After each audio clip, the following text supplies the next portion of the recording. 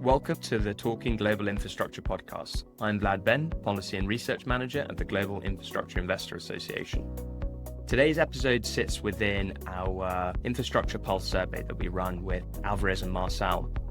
For around 5 years now, it's become a really key way for us to track investor sentiment and market conditions across the US, Europe, and the UK. We really appreciate Alvarez and Marsal's involvement and support in bringing the analysis together, and we look forward to working with them for many years to come. Welcome everyone to Talking Global Infrastructure. I'm your host Vlad Benn, Policy and Research Manager here at the Global Infrastructure Investor Association. Now, 2025 has been a bit of a record year in infrastructure fundraising.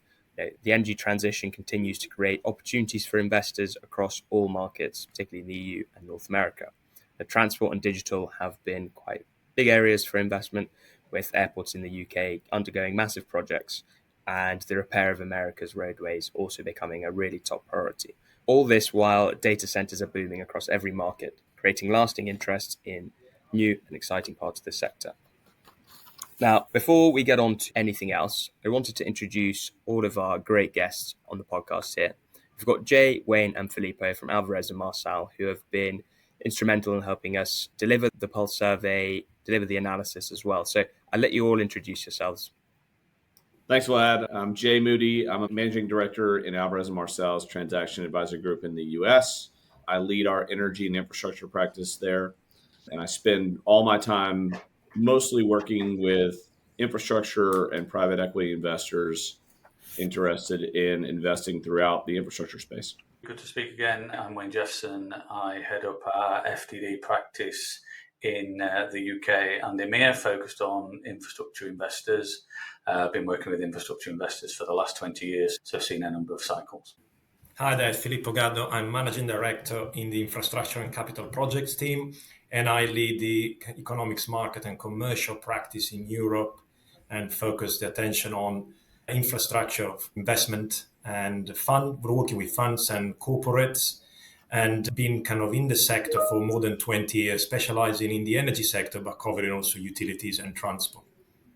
Brilliant. Thanks very much. Infrastructure fundraising has had a pretty monumental year this year, with around 200 billion raised by Q3 of 2025. This is the first time that the asset class has actually crossed that threshold in the first 9 months of the year. And we've seen the mix kind of shift. Core plus value add now account for about 2/3 of capital, with core down to just under 10%. And I think one of the important metrics that people have been tracking over time as well is the average time taken on the road, so for funds to close, which is now at 22 months, nearly 2 years, a lot better than we saw last year where it was at 31 months, but still well above the 2022-2023 norms.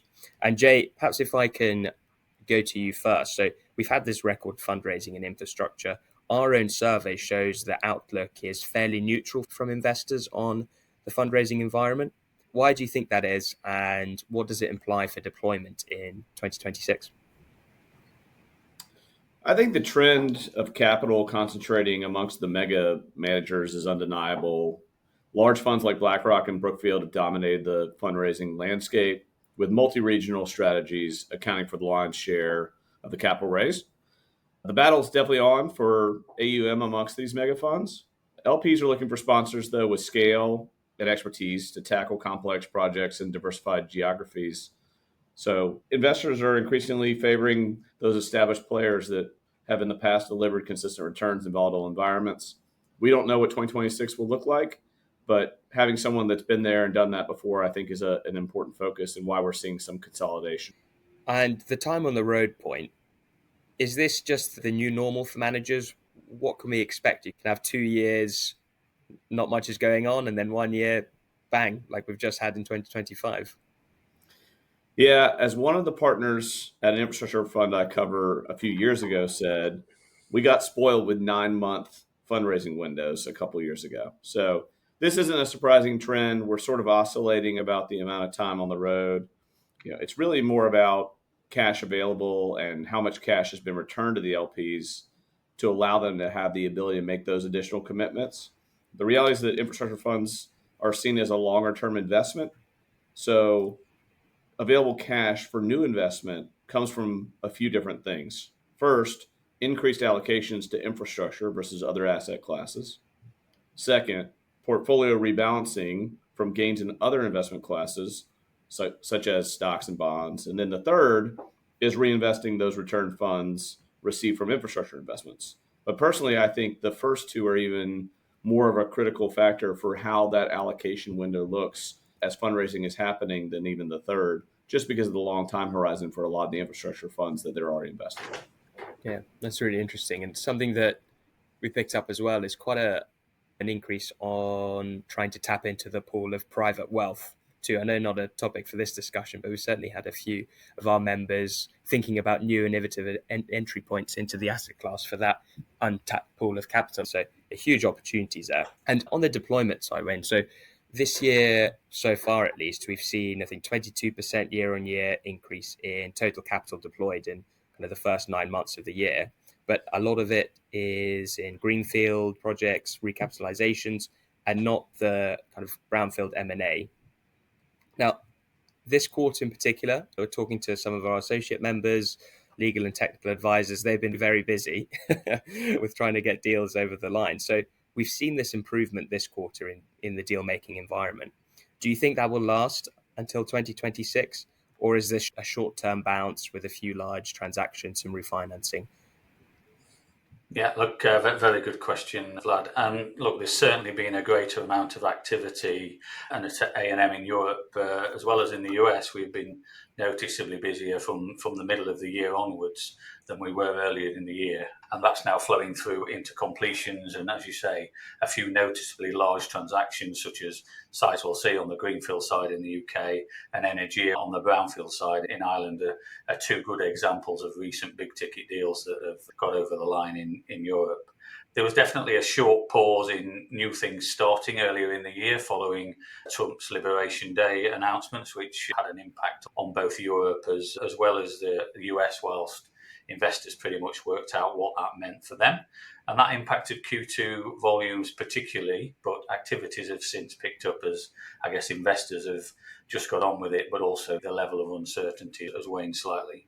There's definitely the usual sprint to get many things done before the festive break, but also I think more processes than normal that have Christmas breaks with mid-January bid dates, which I think is a factor of things, well, still taking longer to get over the line than historically, and a little bit about the deal cycle being a bit behind where it has been in prior years because of the earlier disruption at the beginning of the year. As for will it last, it definitely feels like there's more optimism out there. There are more processes with competitive tension in recent months than there were early in the year, that's for sure. But there still seems to be a reticence from investors to spend deal fees without exclusivity or some sort of deal certainty or underpinning. And indeed, a number of relatively high profile assets have either had failed processes or more limited interest in the assets in the second round that may have been originally envisaged. So not wishing to sit on the fence, but it's still far from certain whether H1 26 will be a strong period or not for deployment. And I think something interesting that came out in all of the interviews that we do with our members during the Pulse Survey workstream is the increased focus on the mid-market. Now, Wayne, is the mid-market now the best opportunity? We've seen the bigger players get even bigger. They're somewhere up there chasing the large, very juicy transactions. So what happens to some of those infrastructure investors who don't have that scale? Is the mid-market now the place to be? As a number of my colleagues will say, I'm always beating the drum for the mid-market. I've personally always been a fan of that space and working with the core plus mid-market investors. So from a purely selfish perspective, I am definitely hoping that's the case because that's where I enjoy spending my time, to be honest. But that said, answering the question in a slightly more academic way, if you look at the trends in the space, bigger funds raising more capital per fund have pushed up ticket prices that those funds are looking to deploy. And that means they themselves left a gap in the mid-market, which other investors and specialist mid-market strategy vehicles have sought to fill. Does this mean that the mid-market is the best opportunity for managers to generate returns? Yeah, certainly a question. In itself, no. But as the number of opportunities to invest in core assets at attractive returns has reduced in recent history, funds have cast the net wider. looking for infra characteristics rather than necessarily infra assets per se, and that's driven them towards more complex carve-outs and platform deals at earlier stages in the investment cycle. These opportunities, by definition, are more often than not mid-market assets with a more operational aspect to the deal. And funds have had to build asset management teams to help them maximize returns from these assets. They're there now. Therefore, financial engineering and structuring is no longer an easy way to create attractive returns. Assets need to be actively managed, and the mid-market is often the place to find a good asset that needs professionalizing and emphasizing, for want of a better word, to build value. A&M's heritage is in operational improvement, and we are seeing more and more funds in the infrastructure space talking to us about operational improvement and enhancing value from portfolio assets. So the mid-market is certainly an active and attractive area where active asset management is becoming more important. Thanks, Wayne. That's really interesting. Perhaps pivoting to the global markets, right? So the US, and I think if you look at deal flow so far this year, pretty much remains the largest market by deployment. I think so far it's been around 400 billion of infrastructure transactions across the first 3 quarters. And as we point out, some of these very mega cap project finance, LNG, large renewables, a lot of data center build out as well. We now, thankfully, have seen a federal budget signed. Shutdown risk is off the table for the moment, and there's more clarity around the IRA tax credits, tariff environment, and elements of the One Big Beautiful Bill, or O3B, OB3. So, Jay, what is the US outlook? Yeah, I would say in the US, the post-election policy environment has brought some clarity to infrastructure priorities, the US being focused on national security and energy resilience. Policy shifts have accentuated the attractiveness of natural gas-fired power generation and other non-intermittent energy sources. To your question, I'm by no means a political expert. The period up until midterm elections can cause some valuation decreases or consternation in the U.S. public stock markets, for example, based upon just added uncertainty. So the midterm elections do have a tendency to begin the pendulum shift also back to the minority party. This month, we saw some signs of that in several mayoral races in the U.S., where outcomes indicated a shift back to the left.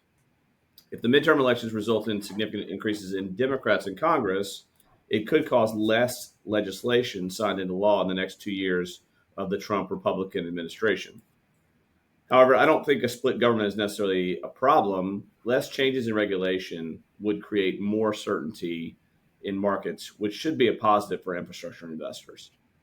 I still believe the macro environment is the largest factor and something to consider more than just the political climate that we're dealing with in the United States. That's a really interesting point, Jay, because even though the midterms aren't until November, you're probably going to start to see a little bit of a shutdown from July. And I was speaking to our colleague Alessandro, who runs the US side of things over here. He was mentioning that you're already starting to see a bit of pushback against Trump, and you can only imagine as the midterms come closer what that's going to do to the Republicans too. And perhaps pivoting away from the US and focusing on another core market for us, in Europe, the picture from the Pulse survey and certainly from a deal flow perspective is a lot more mixed. You hear about really strong pipelines in some regions, but very slow permitting, too much regulation, and some protectionist tendencies drifting in, coupled that with a bigger focus on defense, a bigger focus on infrastructure. Now, Filippo, why is the sentiment in Europe so mixed at the moment? What's driving that divergence between the markets? Thank you, Vlad. It's a very kind of interesting question, and I think I'll probably point to 2 trends. The first one is you have a very kind of strong structural demand. There is a huge and avoidable capex that is needed for the net zero, the energy transition, for grid reinforcement, EV charging, building up the digital backbone, updating ports and rail, and now actually the defense and the logistics and the supply chain that is needed for the rearmament programs that a lot of European countries are undertaking or planning to undertake. So there is a huge need for private infrastructure investment. However, there are a couple of other trends which potentially point in the other direction. There is a macro regulatory kind of hangover from previous years and previous cycles as well. you have regulatory and political noise from different countries, whether it's from France, where you still have actually issue there with the government, and whether it's from a lot of other countries in Spain as well, where there has been some debates around the issues related to the blackout and the consequences of that. So there are a lot of policy uncertainties and a lot of differences across different countries as well. And also there is this underperformance on growth that Europe has exhibited for a number of years, and this year as well. Early in the year, when I participated at a few conferences, there was this big expectation of being the Europe's year. And especially after Liberation Day, when the US seemed potentially to be stalling because of uncertainty and the tariffs that were imposed there, a lot of people started saying, well, this is the year of Europe. However, the growth picture, now that we are almost at the end of the 2025, hasn't been as good as the promises we saw or we heard of in the beginning of the year. And therefore, you have those two trends. One of them, very good demand, but potentially the supply side is still not firing all cylinders. So the sentiment actually is a little bit, well, I could almost say kind of bifurcated. So you can see a strong appetite for long duration, contracted and transition critical assets, particularly in those jurisdictions that are more stable. However, when it comes to merchant risks, some complex greenfield projects, and also in countries with volatile policy, the appetite is reduced. And until you see the economy pulling very strongly, those more risky assets, you will probably struggle to bring into market. Yeah, that's a really interesting point, Filippo, that you make. And I think I can agree with you. At the conferences, particularly Berlin earlier this year, you were talking about this huge opportunity for Europe to seize while the US was undergoing a little bit of uncertainty. And even I think the fundraising figures were pretty stark, with something like 80% of all funds going to European fund managers in the first few quarters, right? And I don't think Europe has quite capitalized on that opportunity that it had. It's kind of slipped through our grasp. And I think Germany was one big talking point as well, and the infrastructure and defense funds that they had announced earlier on in the year. And I think investors now in particular have a pretty keen and interested eye on Germany. So what kind of role do you think it plays, and how big is Germany's removing of the debt brake? How big is its resurgence going to be on Europe's overall competitiveness? Yeah, it's a very good point, and it's a little bit of a kind of a question mark that we'll need to see actually what happens in 2026. But from a broader macro point of view, definitely Germany has changed. You move from what a fiscal handbrake to actually almost kind of movement towards a balance sheet approach where actually you want to invest. And it's not just a 500 billion infrastructure fund. It's a more recent announcement where actually there had been an announcement a couple of weeks ago. It needs to be approved, but an additional 90 billion potentially for what they call the Germany fund. So you see a lot of money, a lot of promises that are being made, a lot of policies being introduced, which will actually point in the direction of Germany actually being the big kind of engine again of European infrastructure investment. And I think we will need to see what happens. We will need to see whether that big push and the policy drive and if government intention are translated into actual investment. And it will depend actually what happens on the ground and removing some of the regulatory barriers. However, if that works, so as it has been in the past, because of the size of Germany economy in an overall European setting, but also because they sit even from a kind of geographical point of view and the investment that they need at the core of Europe, they will actually potentially lift Europe's overall competitiveness, mainly because crowding in private capital. If Germany moves to a certain extent, you will see actually a lot of capital going to Germany, but there will be a lot of capital going into other European kind of jurisdiction as well. And then they will potentially lower the systemic risk. Why? Because by actually developing those backbone in Germany for the networks, whether it's from rail, road, or energy, then it will drag in and potentially have a kind of a spillover effect in the neighboring countries, and then actually will bring in actually the European investment ahead. And also similarly, because once actually you get the bigger country going and a lot of the funds moving in there, it will create a little bit of a virtuous cycle in other countries as well. So from that perspective, Germany definitely can pull other countries. At the same time, if Germany doesn't pan out in the way we think, it doesn't mean that other European countries necessarily won't. It might mean that it might take a little bit longer time, or it might mean that investors need to think in a slightly alternative way, the way it can actually bring in additional funds. The only other point that I will say is that it will be very interesting to look at what happens actually in Iberia and Spain in terms of the reforms there following the blackout. I will keep an eye actually on Iberia, because you might see some investment there struggling because of the changes, but potentially on the flip side, you could see more investment going in, particularly when it comes to batteries and grid. Okay, that's really interesting. And I think that renewables investment, you only have to look at the fundraising figures this year of where allocators think capital is going to be directed. If you put aside the multi-sector strategies, has been renewables and data centers essentially. And I suppose if we just park those two aside, the other big theme that's going across Europe is, particularly for NATO-linked countries, right, is this defense focus. And I suppose that's what drove some of that hope for European growth earlier on in the year, was this new capex that wasn't expected to come from European governments. But looking forward, looking into 2026, how much of that defense focus do you think will be driving European growth? Yeah, the short answer would be, in the longer term, a lot; in the shorter term, a little bit less. The defense sector and investment in the defense sector, particularly infrastructure, is a little bit of an oil tanker. It takes a long time to turn around. And from the European side in particular, kind of that tanker was moving away from more investment for so many years until the Russian-Ukraine war, that therefore it will take a long time actually to start seeing the benefits of the investment, but also actually see the investment happening on the ground. So we'll probably say it will take another 5-10 years before we see going at full speed. However, the opportunity is there, because the increase in defense spending going beyond the 2% of NATO, and potentially because of the commitment of that additional 1.5%, it potentially will take you to the 3.5% and 5% of GDP. It is primarily in supply chain and the infrastructure and the backbone of the defense logistics sector. So you will see that in the next 10 years. We just recently at the NM published kind of a paper that looks at how much actually defense infrastructure we might spend by 2035. So the opportunity is big, is close, and could potentially increase almost up to 100 billion per year. So there is actually a big opportunity, but you need to turn into real projects. I've been on quite a few conferences and events in this autumn where focus on defense, and the message is always the same.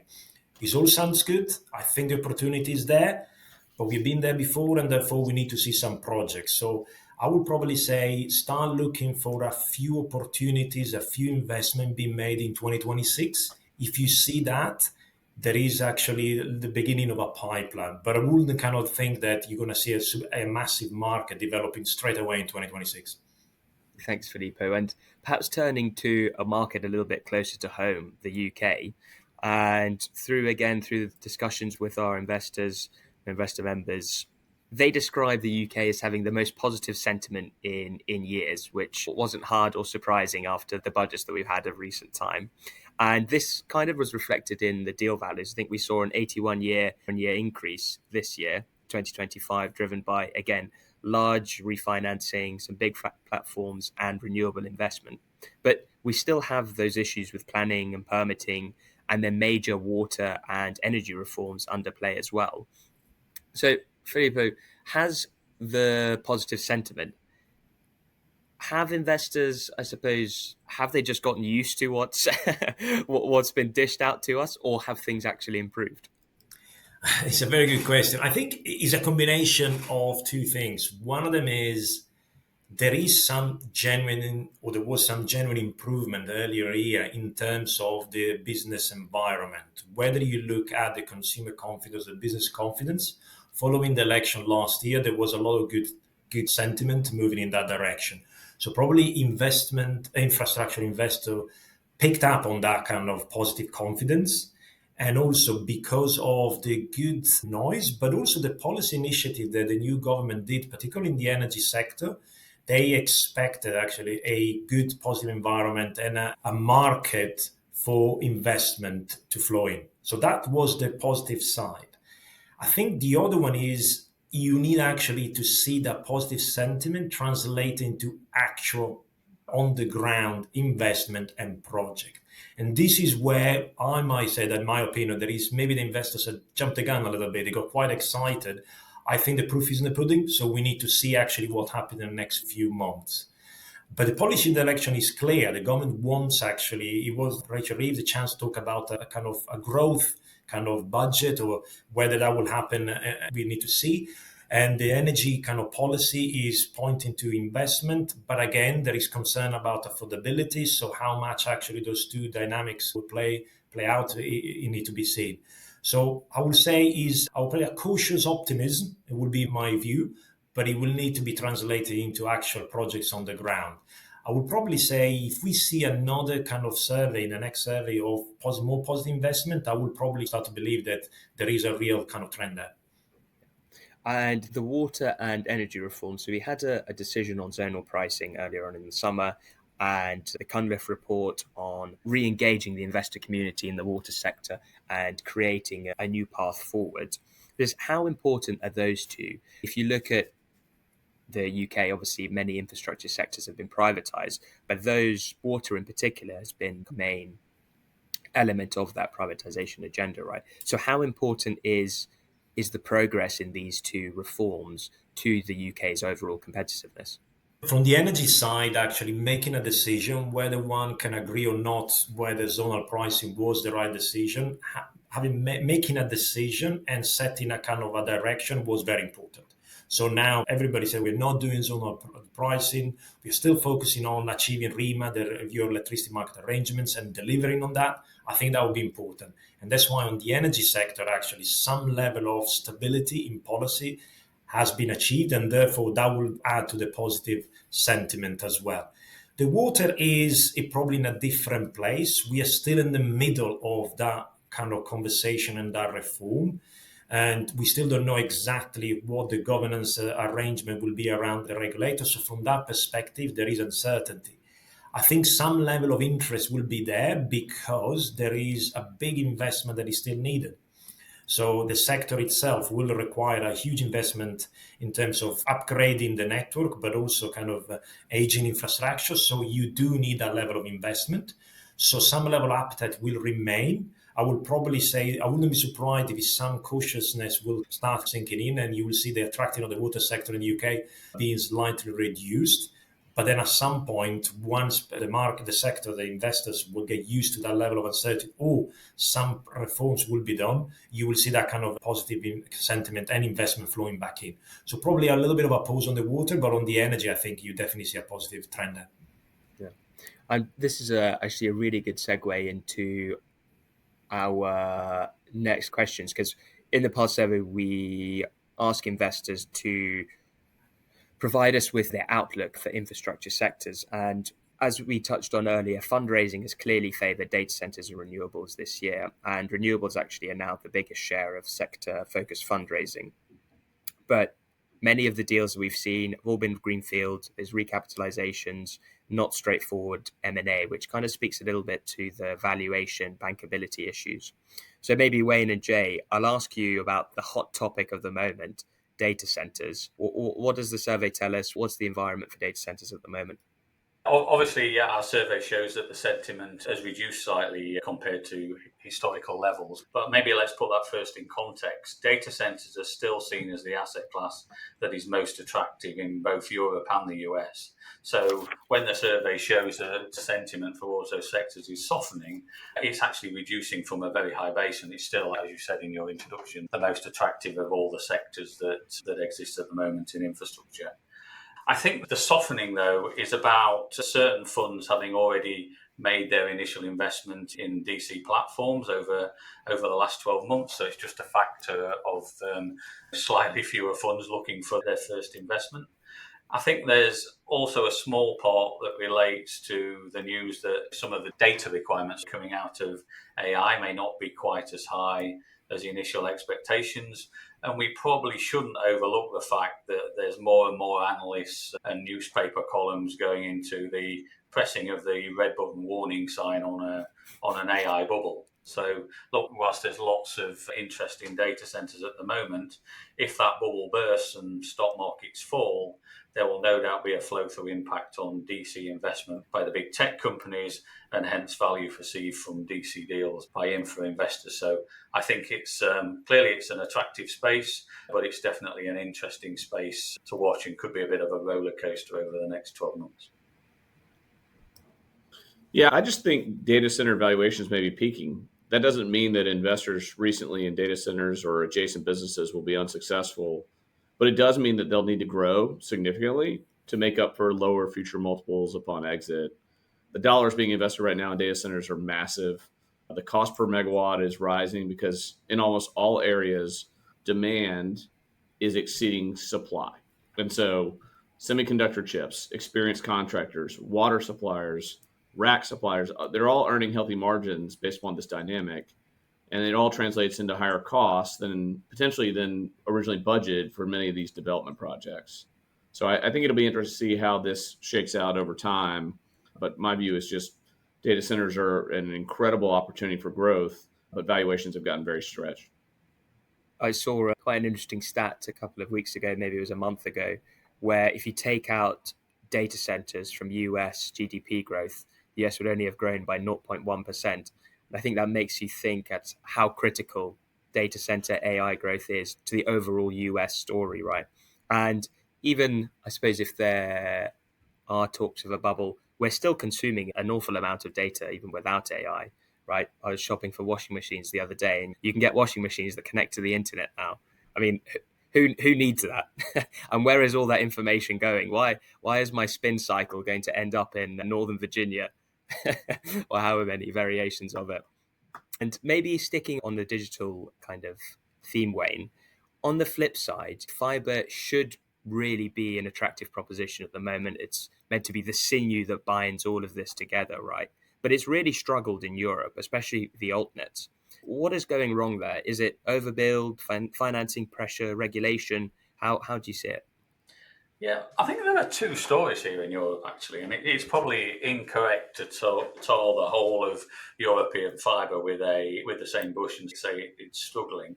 If you take the UK and Germany, then that definitely comes with a health warning, and I'll say more about that in a second. But you think about other European countries such as Spain and France, and particularly the example of France, which is more of a concession model, then that has struggled less compared to the UK and Germany. In the UK and Germany, to be honest, you probably didn't need a crystal ball to work out quite early on that both of these sectors were going to be somewhat troublesome, and there were going to be winners and losers in terms of investors in the space. In the UK, there are more than 100 outlets, and as you pointed out at the beginning, elements of overbuild, and clearly everybody couldn't be a winner. And there's certainly guilty parties in the UK of just following the crowd into the sector after others had invested.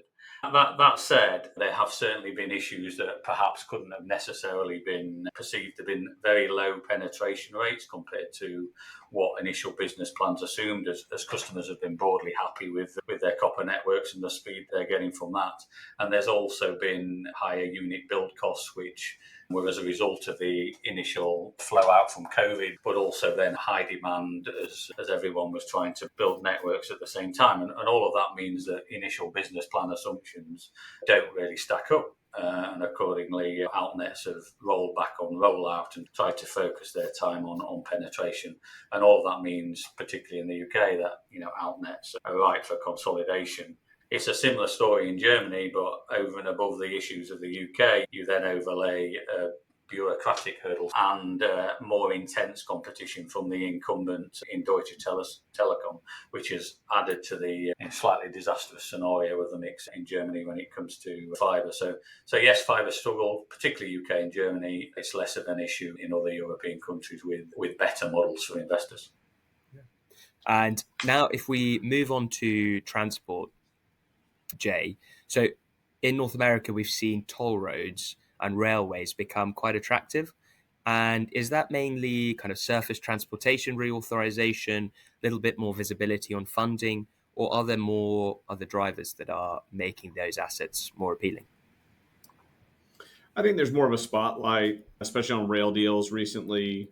Union Pacific agreed to acquire Norfolk Southern in a huge merger that got announced in July. They're aiming to create a coast-to-coast U.S. freight railroad network, and that could create more opportunities for adjacent projects, potentially non-core sales, short line rail, or terminal opportunities.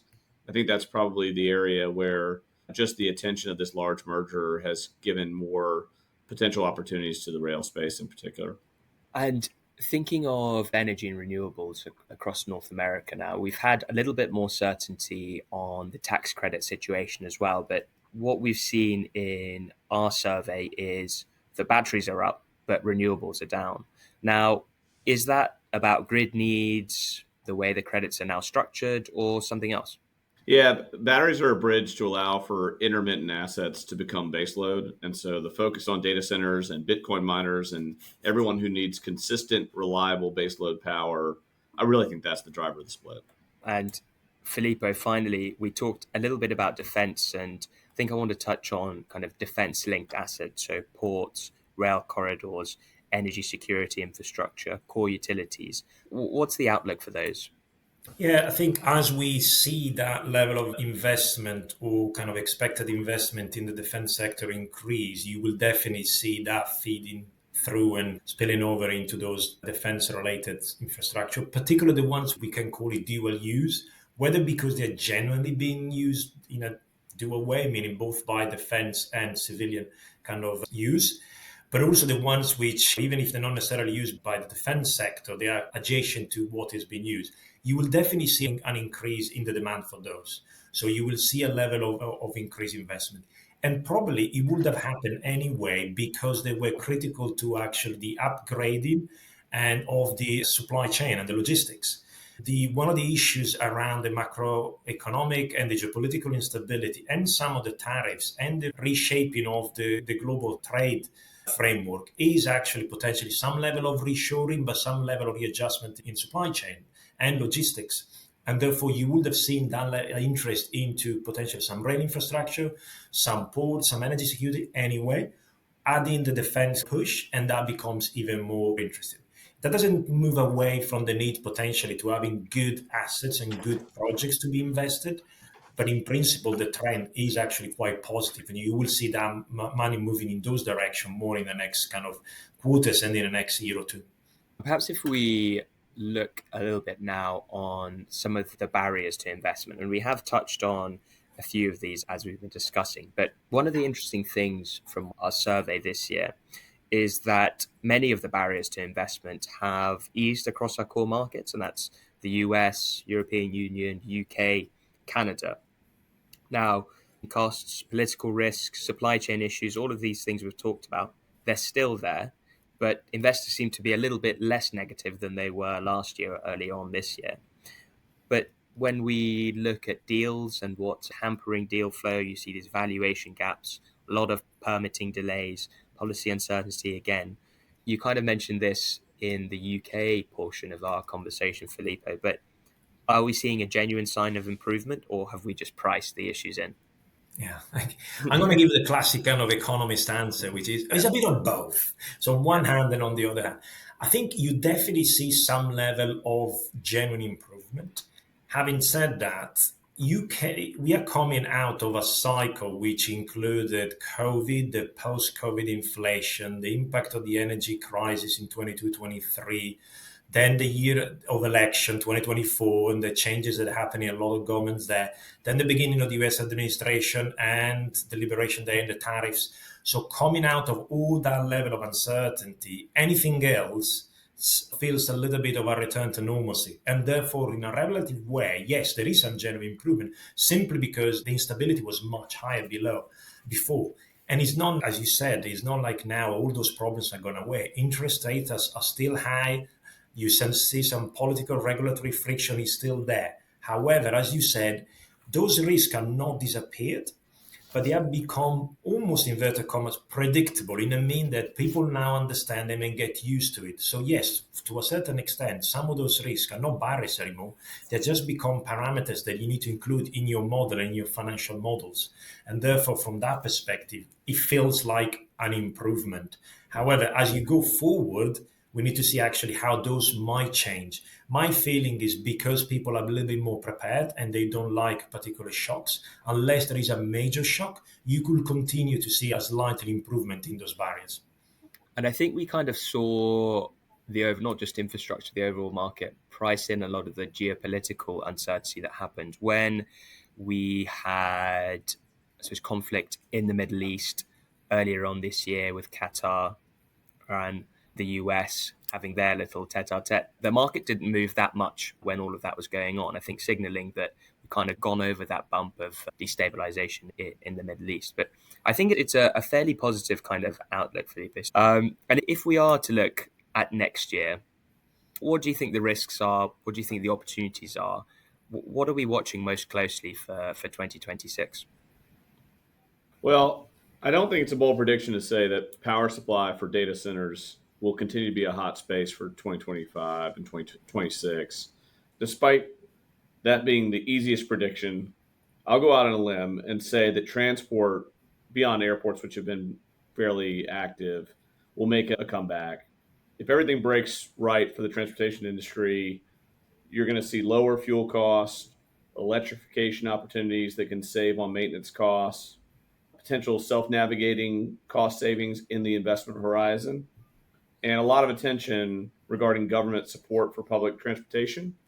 So I just think that transportation is set up as one of the areas that we've seen a lot of renewables and data centers and digital infrastructure and other areas of infrastructure get a lot of attention over the last, call it 3 to 5 years. And I think I'll make a prediction that transportation makes a comeback. I suppose if interest rates stabilize and we think they've peaked now, that should make the process a lot easier for next year, right? Particularly for those core assets too. And what about Wayne and Filippo, to put you on the spot? We'll look at this in this time next year and make sure you've got them right. Yeah, I'll play it safe on that basis. Jay's obviously already mentioned data centres, but at A&M here, we publish our sort of info tracker of sort of the deals in the market based upon the information we have from conversations around the market, etc. And in the UK, it actually shows that the hottest sector at the moment in terms of number of deals is actually the energy from waste and biogas space. And there are 3 or 4 relatively large assets in the markets in the UK of differing qualities and interest to investors, and also a number of smaller and single asset deals as well. So I would expect to see a number of those close in the first quarter, which will probably show that as the most active sector, but I suspect that's a relatively short-term trend. Yeah, and I will probably give a kind of a macro answer first before we get to some specifics. A lot of people talk about sometimes we are getting into what they call a K economy, where it's very good for the people at the top and very bad for the people at the bottom. I think in the investment and infrastructure sector, you might see something similar, which is for those performing assets and for those performing sectors, it's going to be quite good. And I'll come back to what I think those might be in a second.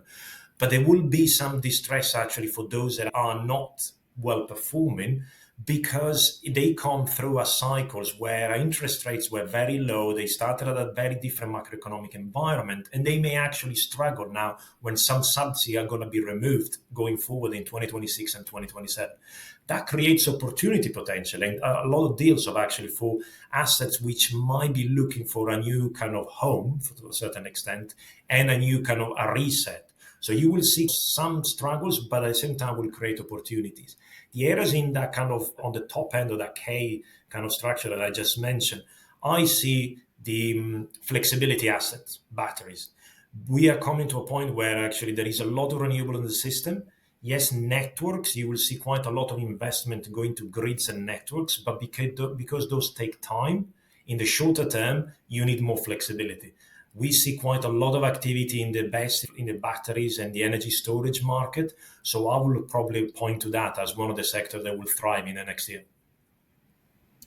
Thanks, Filippo. And I think that was going to be one of my picks, the grid investment. You look now, it's been fairly even from year-on-year increase, but the CapEx plans across Europe, across the UK, even across the US, I think FERC 1920 is due to be discussed next year, right, and implemented next year. So there's a lot of momentum coming behind grids.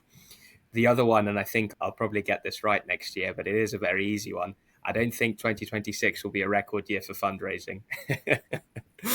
And I think with that cheery note, I just want to say thank you very much, everyone, for such a rich discussion. It's been a real pleasure to work with you over the last 5 years. I think it's been for the Pulse survey, and really look forward to the next 5 years, seeing where investor sentiment goes and launching our next survey in spring. As I said, as you listen to this podcast, please do have the Pulse survey open, look at the analysis, look at the charts, make your own minds about what's going on.